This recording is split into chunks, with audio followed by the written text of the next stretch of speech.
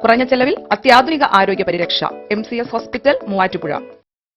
പൈപ്ര ഗ്രാമപഞ്ചായത്ത് 17-ാം വാർഡിൽ പ്രവർത്തിക്കുന്ന 72-ാം നമ്പർ അംഗൻവാടിയിലേക്ക് കുട്ടികളുടെ രക്ഷിതാക്കൾ ഉപകരണങ്ങൾ സംഭാവനയായി നൽകി.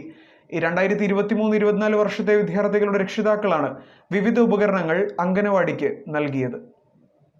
പൈപ്ര ഗ്രാമപഞ്ചായത്ത് 17-ാം വാർഡിൽ കൂരിക്കാവ് അംഗൻവാടി നമ്പർ 72-ൽ 2023-24 വർഷത്തെ വിദ്യാർത്ഥികളുടെ രക്ഷിതാക്കളാണ് ഉപകരണങ്ങൾ നൽകിയത്.